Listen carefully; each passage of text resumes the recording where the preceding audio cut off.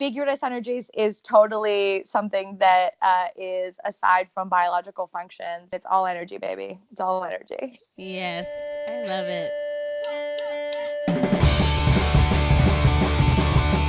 It may be primal, it may be vital, but it makes you homicidal. It's a vicious, it's a vicious, it's a vicious cycle.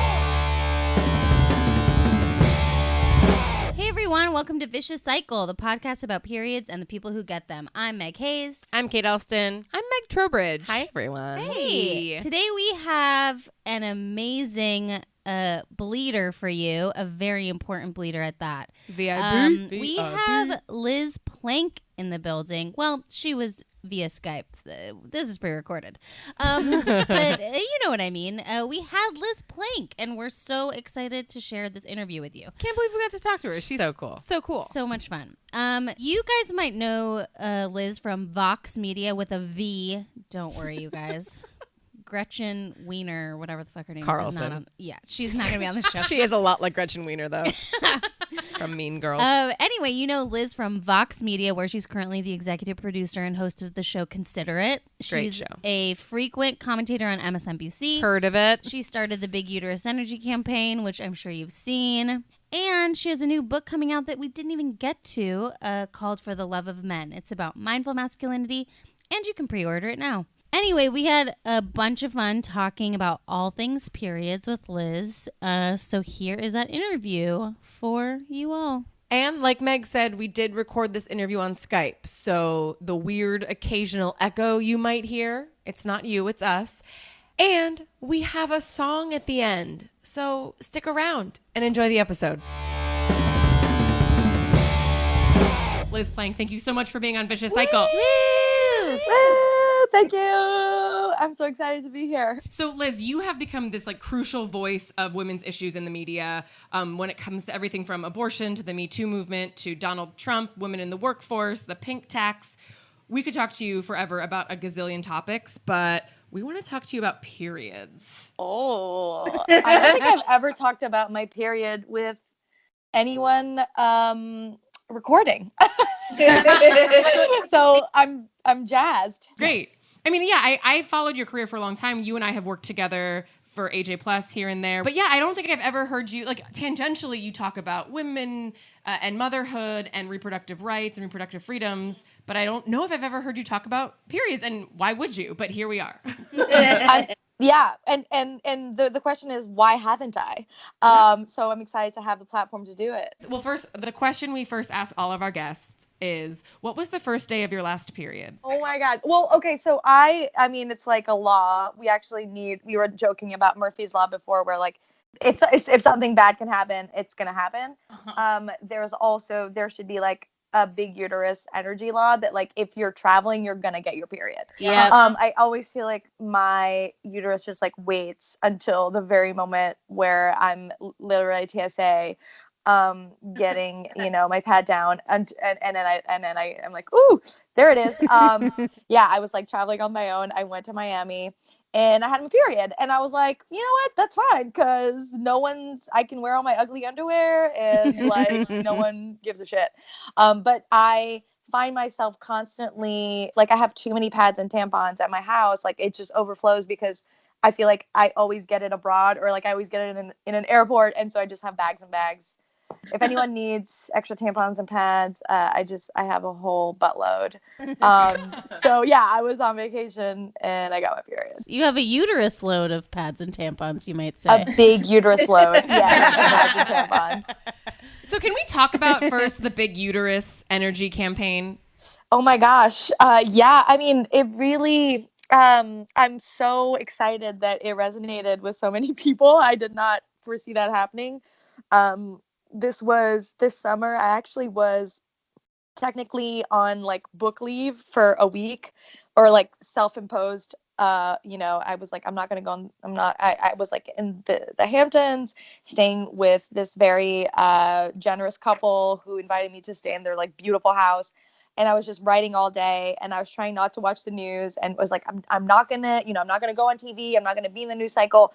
And then Justice Roberts retires, right? And so it's just like the apocalypse. And it was just, and then like it was just insane, and then scary, and obviously led to the nomination of Kavanaugh, and we know how that story ends.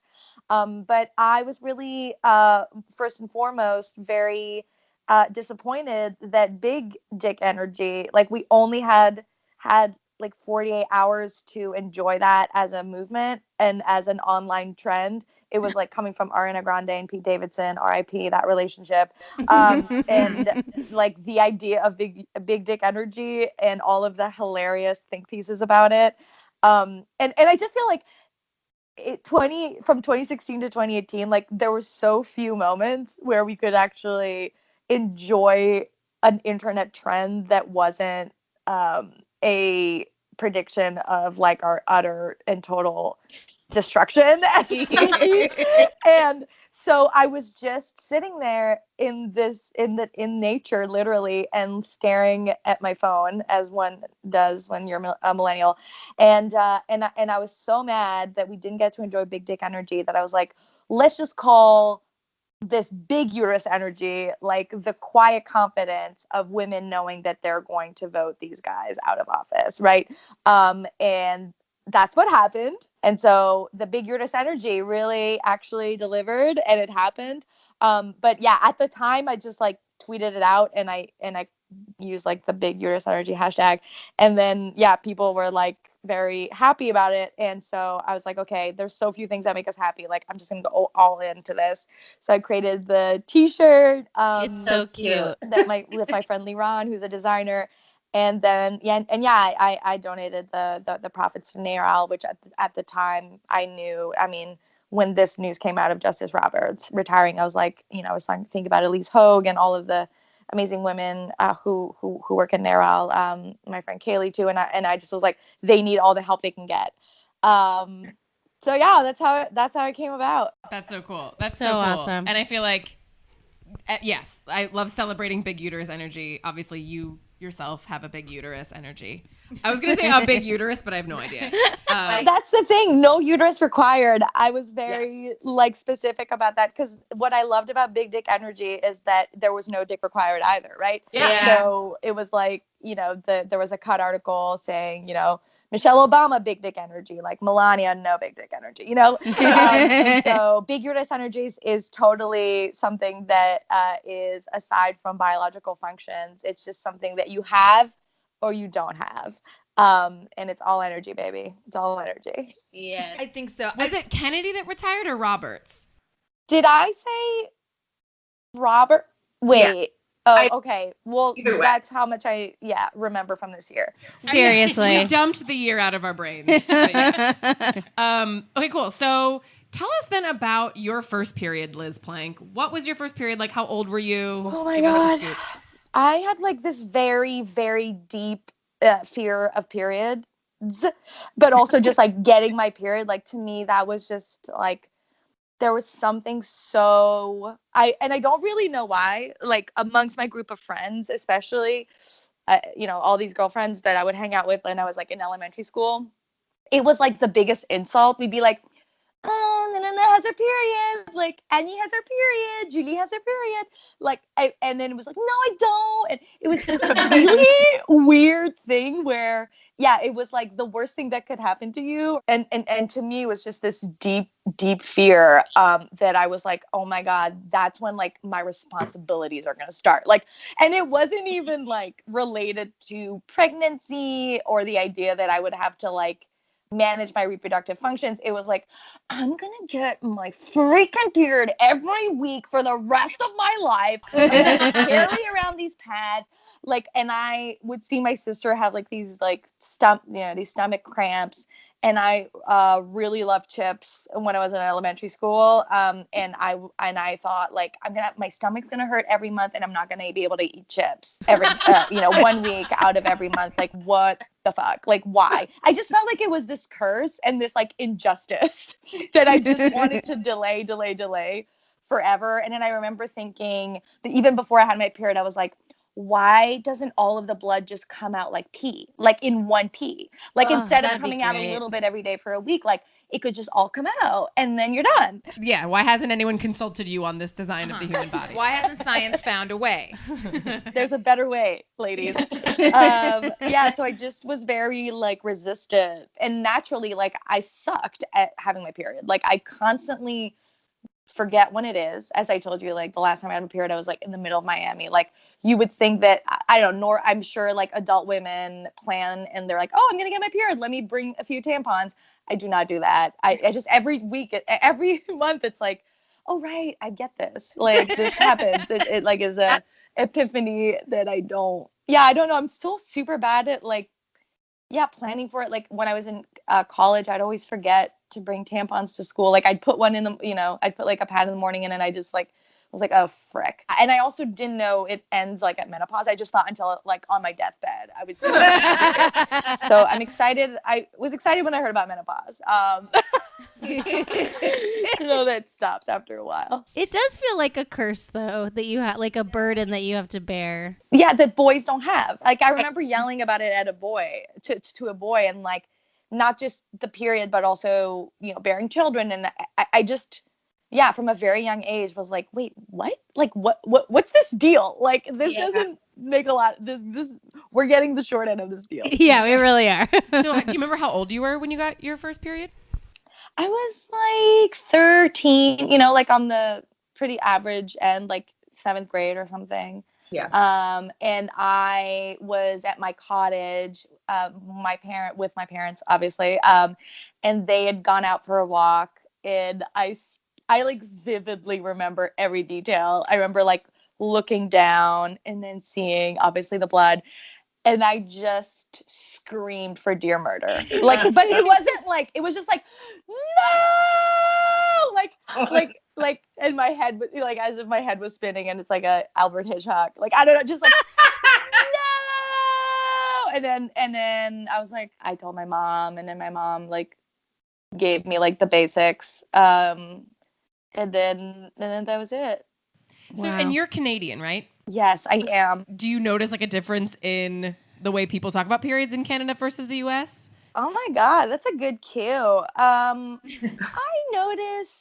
think there's just been less like geographically. I've just noticed throughout time that there's just been much more of just a less of a stigma around it. And maybe it's also with age.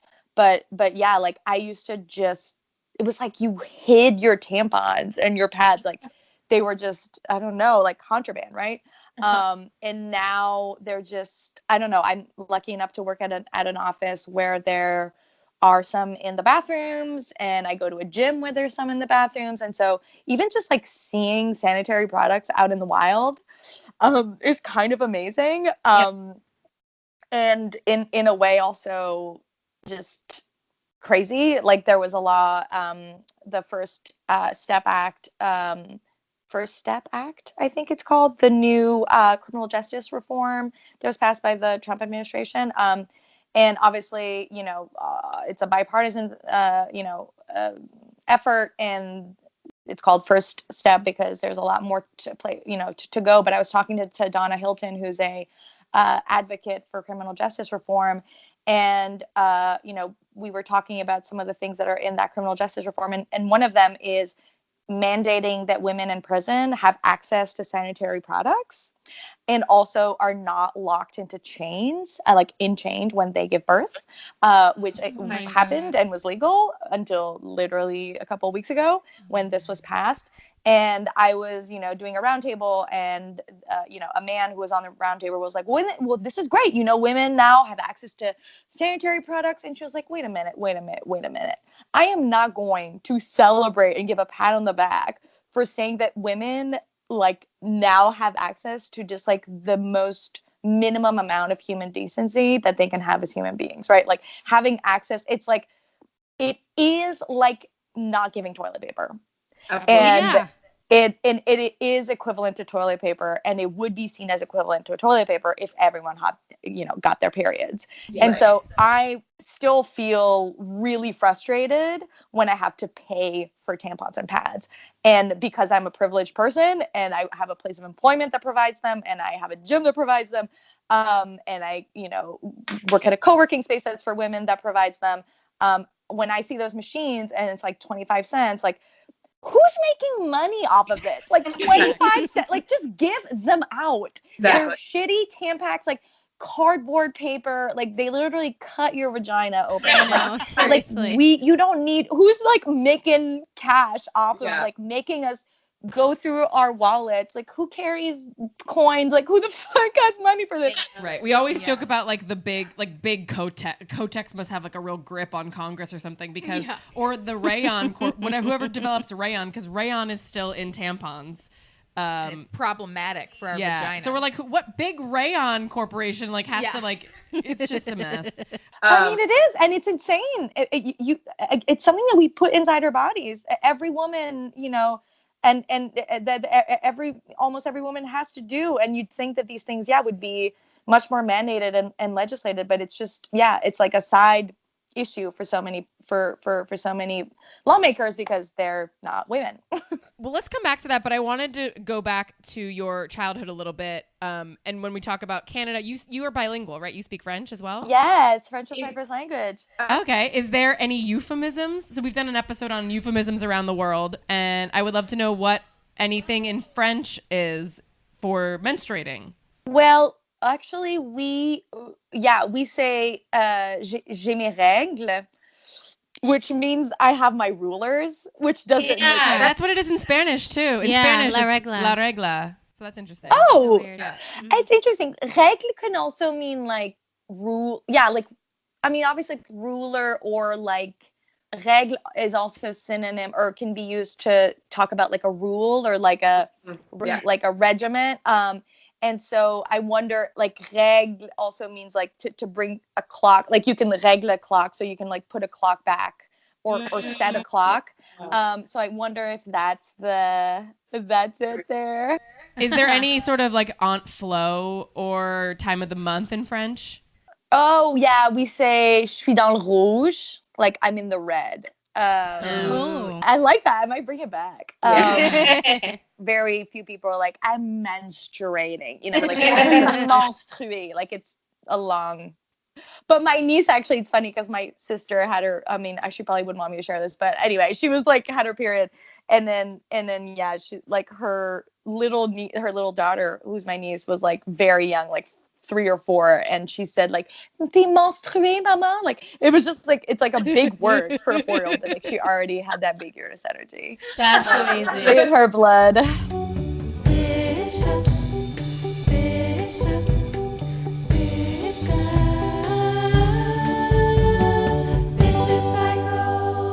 Hey, listeners, before we continue, I wanted to shout out another Bay Area podcast that we're really big fans of. It's called the He Said, She Said podcast. Here's a quick promo, and then we'll get back to Liz. Hey, Sean. Hey, Abby. Oh, why so glum? I can't find a podcast. I guess I could listen to another podcast about eating for your blood type, but I'm looking for something fresh. What about a podcast about emo music? Yeah. Super Bowl halftime shows? I'm listening. The intimacy-building nature of pinworms? Hell yeah! Well, I think I have the thing just for you. It's called the He Said, She Said podcast. Oh, I know that podcast. We're the hosts. Produced by yours truly and endorsed by yours truly. Listen in if you're looking for ill-informed opinions on cultural topics. We don't take ourselves too seriously. Clearly.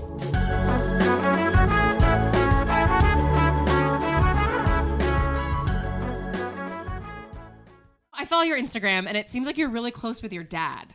Yes. So what's your relationship been like with your dad and periods? And he has 2 daughters. Like, Oh my God. I mean, he's like surrounded by women. He's like drowning in Big Uterus Energy. Because, I mean, it's like my mom, my sister, and I, and my sister has a daughter. But specific conversations about my period. Well, you know what? Okay, well, this is not related to periods, but it's related to vaginas. I wrote an article this summer about a woman's right to cunnilingus and why cunnilingus should be mandatory. Anyway, you guys can go read it. it's like a kind of like a manifesto. I got real upset when I was reading the data that women give twice as much oral sex as they receive, and yet most women require oral sex to attain orgasm, and women are much less likely to attain orgasm than men. So all of these statistics together are just make me very frustrated when men as a species aren't aware that they just like need to go down on you. Obviously everyone can have their own preferences and that should be communicated and discussed, and everyone's different.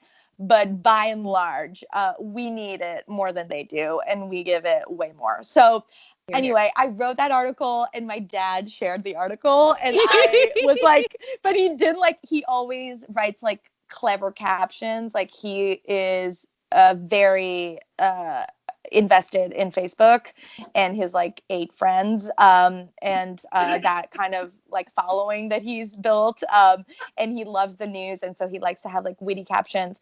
But that was the first time he shared something and like he didn't write anything, and then I was like, oh, I see that you shared my article. He was like, yeah, I thought about a few things to write, but like everything would have been open to interpretation, so I just didn't.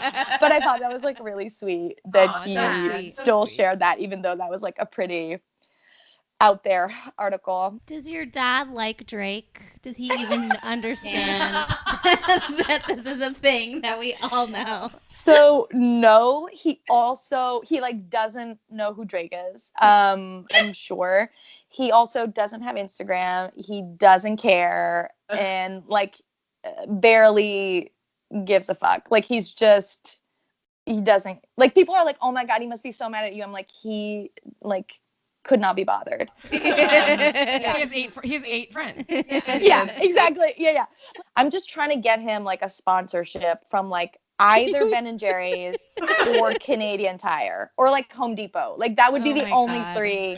Like he's very utilitarian. Like he only wants things that are useful, and like ice cream and home repair are the only 2 things I can think of that like, would be. Everything else would be frivolous and unnecessary and would make him angry. Like he'd just be like, I don't need a BMW, like I need Cherry Garcia. Oh my god. Yeah, exactly. Yeah. For those of you who don't follow Liz on Instagram, you should. And what we're referencing is every time she has a video of her dad on Instagram, she lays a Drake track underneath it. Whether it's like, I feel like recently you had a video, because I run our Instagram, so I feel like I know you.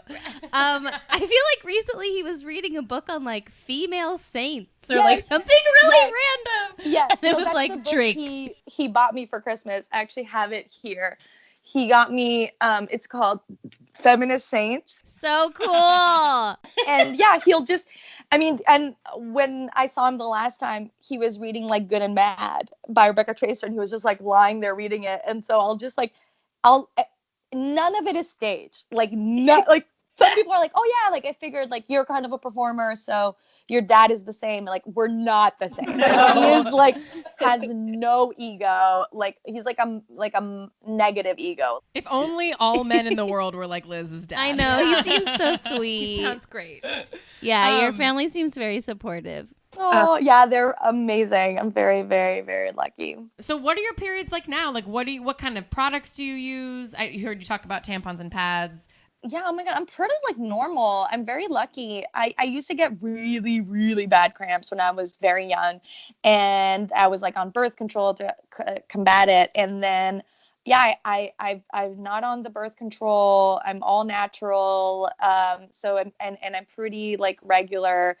They last for like 5-6 days, and I was a very late bloomer with tampons. So I've probably worn tampons, I kid you not, maybe like 10 times in my life. Wow. And why were you such a late bloomer, do you think? Oh my God. I mean, this is like a whole story I've like glossed over, which is when I was in high school, I was like heavily bullied and I actually had to like change high schools. It was like very dramatic. But one of the main points of my bullying like started when I was 14, and we were, it was during the summer, and it was my first, summer where my period, and we would have these like pool parties, right? Or, a few friends would go and swim at a friend's house. And so I really was determined to, wear a tampon. And so my friends were like, oh yeah, like, some of my friends had tried and successfully. And so I was like, okay, cool. Like, and so I was at one of my friend's house, a girlfriend, and then the four of them were like outside the bathroom, like that classic like scene. And I was like, I don't think it's working, you guys. And they were like, no, you just put it like, keep going, like keep. And then there was like this back and forth. And then I finally came out and I was like, I don't think I have a vagina. Like there's nowhere for it doesn't go. Like there's nowhere for it to go. And naturally the word got out. One of them probably told a boy, and then that boy told the entire school. And so I came back on the Monday, and like the entire school was like, Liz doesn't have a vagina. And like for the rest of the year, like it was just like a constant, like it just never ever went away. And but then I also was like, maybe I don't, like I still don't know. Oh, maybe they're right. And so until I was 19, like I really did not know anything about my body. Like that's to me is like the conclusion of that whole story. And I only wore a tampon when I was 19, but it just like dawned on me, how little, like I didn't know. It's like I was afraid to understand it, and I wasn't curious about it, and I almost just wanted to ignore it. And I just feel like it's the opposite of how boys feel, towards their sexuality. They're so encouraged to be curious about it. They're asked about it. They're, in a way, it can be almost kind of a proof of your masculinity, and it can be bad for boys to have to prove, of sexual conquest and all that stuff. But for girls, it's like the complete opposite, where I and even, I made guys draw vaginas when I was at Mike. That was one of our first videos, actually, when we launched video at Mike. And I made my guy coworkers, like draw like vaginas and like all the organs inside and the fallopian tubes and everything. And I needed like a cheat sheet. Like there were things where I was like, wait, I don't actually. Where's the interlabia? Like, is that where the? And I was like 25, 26, So that'd be such a good exercise for us, actually, to draw vaginas. I'd be nervous. It's also a great way to hit on someone at a bar. I actually met someone at South by Southwest that way, and we like are still. I mean, we're still friends, and we dated for a while. Did he draw it accurately? Pretty accurately. That's why we went on a few dates. It's a good way to like weed them out. Smart. I love that. The three of us realized that we only started using tampons when we got to second base with boys. Yeah. Because then we knew where our vag was. Yeah. I mean, that is so revealing. We have to wait for men to like give us permission to know about our own bodies before we can explore it ourselves. It's so fascinating. Let's go back a little bit and talk about like the politics stuff. So now that we have like a record number of women in the U.S. House of Representatives, praise everything. What do you hope gets done? Like, what are your hopes and dreams for this new Congress full of amazing women? Oh my God. So many. You know what? Wow. So obviously more women in government means that women's, quote unquote, women's issues become not just, part of the conversation, but as important or as central as the issues that affect men. So I would love to see a priority put on issues that disparately affect women, things like obviously abortion and reproductive rights, equal pay and paid leave, and all of these really, Violence Against Women Act, all of these very big major policy shifts that we need to have concerning women. But what I'm also excited about is there being a different perspective on issues that we don't even think as women's issues, right? So what's unfolding right now there's a debate, obviously, that's going to be ongoing around, the economy and around jobs and around tax policy. And so we're seeing someone like Alexandria Ocasio-Cortez demand and present a policy proposal that is, heavily taxing the richest people in our economy to help create services that support everyone. I think that is just the best outcome that I can think of is that we start having a mindset and a perspective on matters like the economy, on matters like foreign policy, on matters like immigration from a perspective that is not uniquely male. And I think that is it's not even just about, we want to create a better America for women. We want to create a better America for everyone.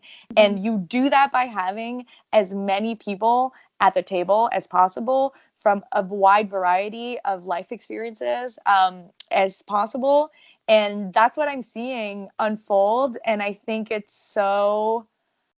just feels good to watch the news again, like it just feels good to go on Twitter again. And even it just is a reinvigoration and or not just of people, politicians or people who are in Congress or people who are in power, but also of their constituents, and a reimagination of what politics can be and what politics can achieve. Amen. Yes. Okay, let's just do like a little like hypothetical. What would the world look like if men got their periods? Oh my God. I mean, like if Donald Trump was going through menopause right now. I don't want to know what that looks like. I'm afraid of that imagery. But not to demonize or to stigmatize menopause.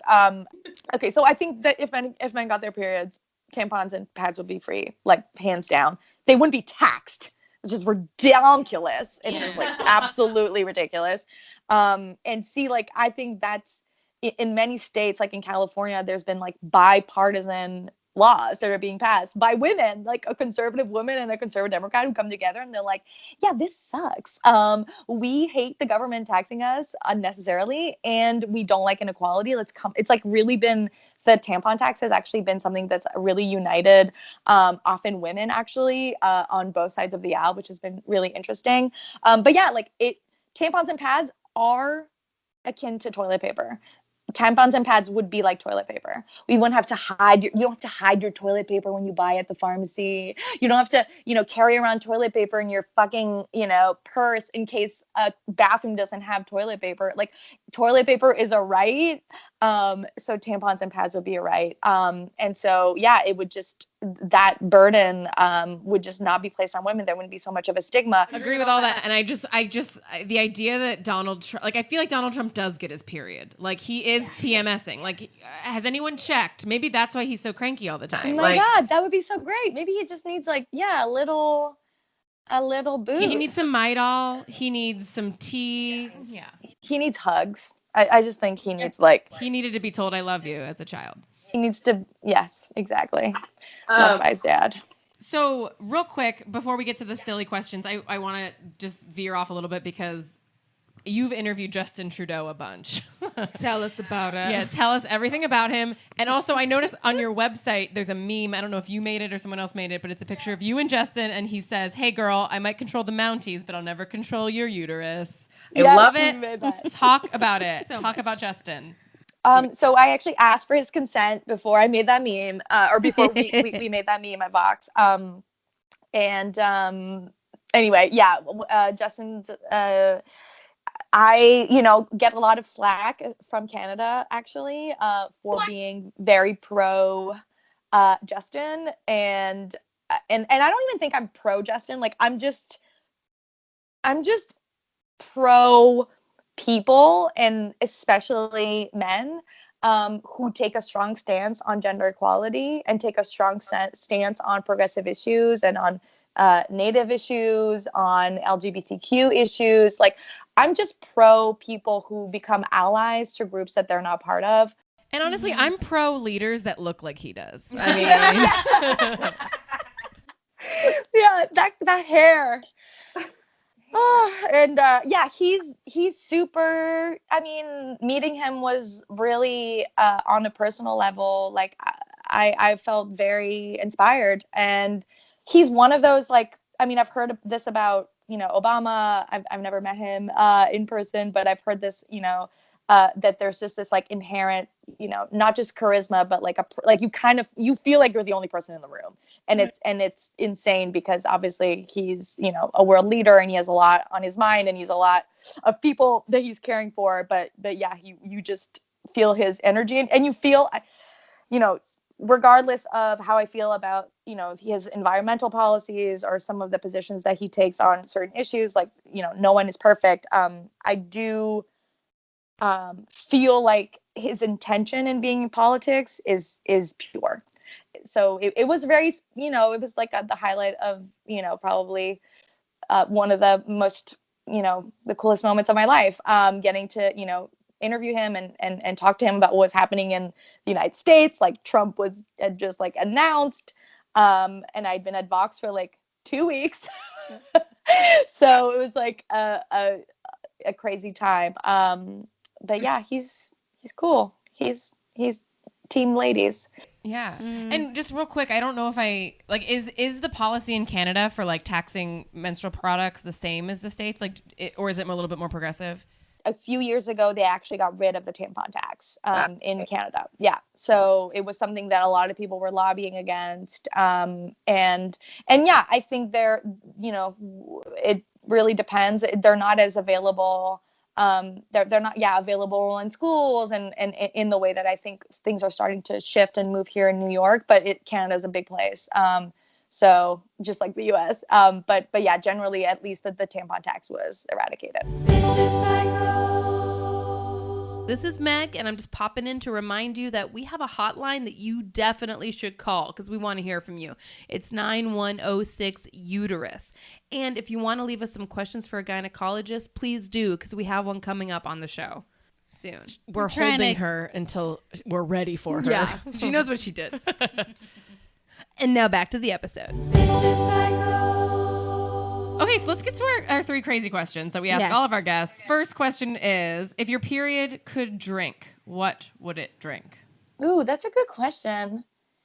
Like, I mean, does everyone say Bloody Mary? No! Bloody Mary. That's brilliant.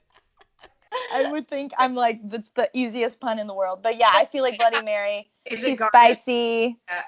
She's, red. Liz, if your period had a Patronus from Harry Potter, what would it be? So I was actually in the Vagina Monologues production of my college at McGill. Oh my and God. we had to answer this question of like, if my fanny pack, oh, sorry, I ruined it. Excuse me? If my vagina could wear something, it would be a fanny pack. I don't know why, but it would be a fanny pack. Like, it's very practical. It's, stylish. You can depend on it. It's versatile. Oh my God. Your Patronus is a fanny pack. That's the most perfect answer I've ever heard. Because if you know Harry Potter, then it's like they're these glowing animals. So it's just a glowing fanny pack always around. It's perfect. Oh man. Okay. Well, if that's a weird answer, No, that's perfect. Fanny packs sound awesome. Yeah. Sounds great. Yeah. We were also all in the Vagina Monologues. Yeah. You were also?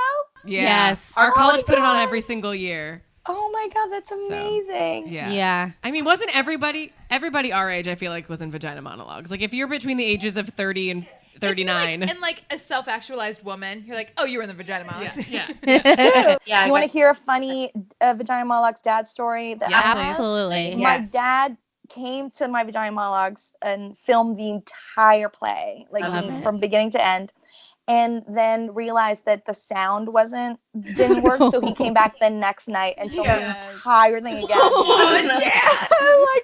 I was so embarrassed. Yeah, my dad there were vagina cookies sold to raise money at our Vagina Monologue performance. Oh my and God. my dad was a lot of people purchased cookies for my dad just to watch him eat a vagina. And he happily did it. Oh, Yeah, that's so it's- great. I know my family still talks about it.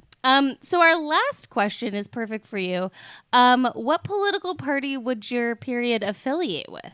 Oh my God. I think it would probably vote liberal. Because and that's Justin Trudeau's party. I think that they align with the same kind of values. And the Liberal Party's symbol is red. It's totally same color palette. And I think it would definitely vote liberal.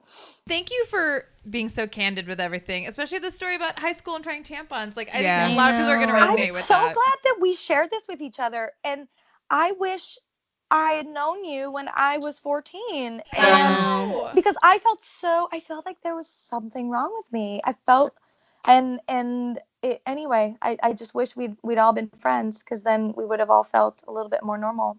Liz Plank, thank you so much for joining us on Skype. Thank you for so Vicious much Cycle. for your service and using your energy, your Big Uterus energy, to spread it to others. I really appreciate it. Yay. We appreciate you. Have a great one. Thank you so much. Thank you. I love Liz. She's such an inspiration. She's fantastic. She's delightful. She bore her heart and soul to us. I know. She didn't know that she was afraid she didn't have a vagina. So sad. It's Like, insane. I really just want to wrap my arms around 14-year-old Liz Plank, yeah. Me too. or however old she was. Yeah. I want to wrap my arms around prepubescent Liz Plank. Me too. Don't I ever? And I do think that we all would have been friends with her, and we would have guided her from that horror, but maybe not, because we also were in our own horror. So Also, let's talk about Canada and how it's like, oh, everyone's so nice there. False. Yeah. They're just like Those are teenage girls are mean just like bullies. everyone else. they're the same everywhere. They're just like us. The worst. Mean. I have to say, I've been inspired by Big Uterus Energy. Oh, it's so Really? good. I feel like, it's changed the way that I view the world. So much so that I wrote a jingle for it. Yes. Ooh. It's yes. technically an original. It's a riff off of the jingle for National American University. I was gonna say. Wow. You may know it if you're from the Midwest. But this is I played this on the piano. Take this and run with it, listeners. This is for you. This is for you. Organs are fun. Nope. I'm That was keeping that great. in. That was a Okay. quick jingle, but I feel like Organs I are got, fun. I think I got it. Yeah, and yeah. No. It's not that. I got a good. I feel like I understand what Big Uterus Energy is. Thanks, now. Meg. Thanks, Meg. That's our show. Organs are fun. This song is about one. It's found down there. Makes you bleed everywhere in your time of need. If you do or don't bleed, harness Big Uterus Energy. Yay. That was a thing that we Yay. did That together. was wonderful. Kate on the shaker. Very It was good. a pepper shaker. We It know. was. I could We hear were it. there. I'm just telling the listeners. That was awesome. That was fun. We had Thank good you. times with that. Thank you. Thank you, Liz, for the inspiration. Listeners, you have to tune in next week. Our episode is all about alternative menstrual products that we have personally tried. We've given period underwear, reusable pads, and organic tampons a go inside us, outside us, all over us. And now one of your hosts is a menstrual cup convert. All that and more next week. And don't forget to review us, like us on Instagram and Facebook, share us with your friends and with your enemies, call our hotline, and until then, keep calm. And bleed everywhere.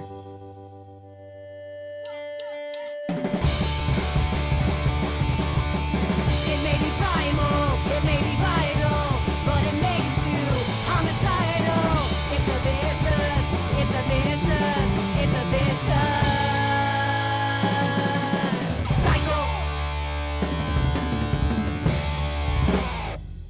Our theme song was performed by The Go Ahead. Check out more at thegoaheadmusic.com.